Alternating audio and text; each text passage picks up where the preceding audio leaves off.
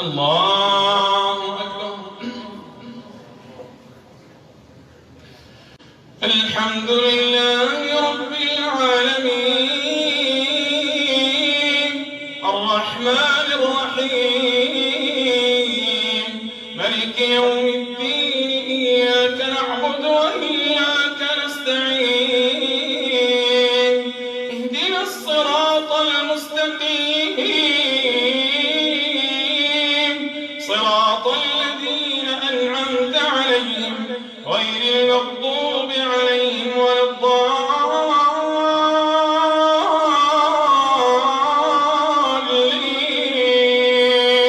آمين.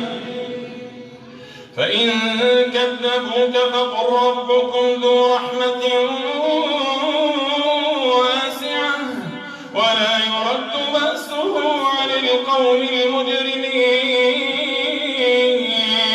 سيقول الذين أشركوا لو شاء الله ما أشركنا ولا آباؤنا ولا حرمنا من شيء كذلك كذب الذين من قبلهم حتى ذاقوا بأسنا.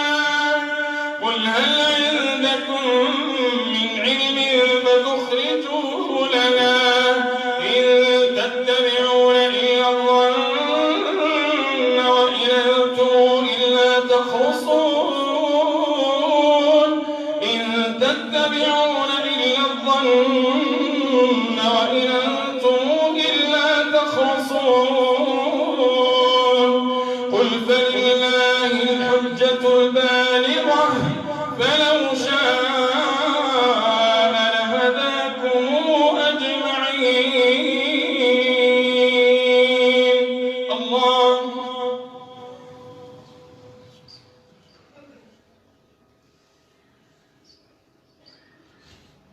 سمع الله لمن حمده.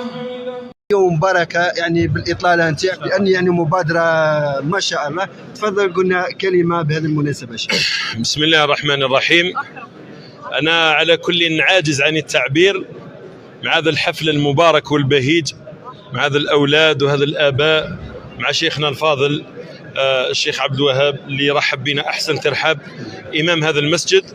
فأنا شاكر جزيل الشكر لأهل الحمدية. واليوم نحن نعيش عرسا قرآنيا وعرس خير وعرس فضل.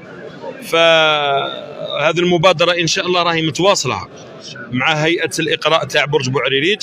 راح تكون زيارات متكررة لمساجد عديدة في الحمدية والرابطة والعش وعدة مساجد في هذه الدائرة المباركة إن شاء الله تبارك وتعالى.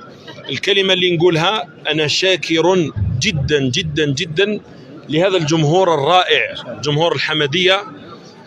حضروا معنا من قبل صلاة المغرب، ما نقولش من بعد المغرب، من قبل المغرب لبعد العشاء. يعني كان حضور جميل جدا، ما تحركوش، كانوا منصتين، كانوا في صبر كما قال لك الشيخ، كانوا في حسن أدب مع القرآن الكريم، في هدوء، في سكينة. عشنا يعني ساعتين من أروع الساعات في حياتنا مع القرآن الكريم. ربي يحفظ الحمدية إن شاء الله، آمين. وربي يحفظ أولاد خلوف، آمين، جميعا. ربي يحفظ هذا الأرض الطيبة المباركة، هذا الأرض الولودة للقرآن الكريم ولأهل القرآن الكريم، آمين. هذا الأرض التي أعطت لبرج بوعريريج وأعطت للجزائر. ناس الحمدية وناس أولاد خلوف راهم أئمة في الجزائر الكل.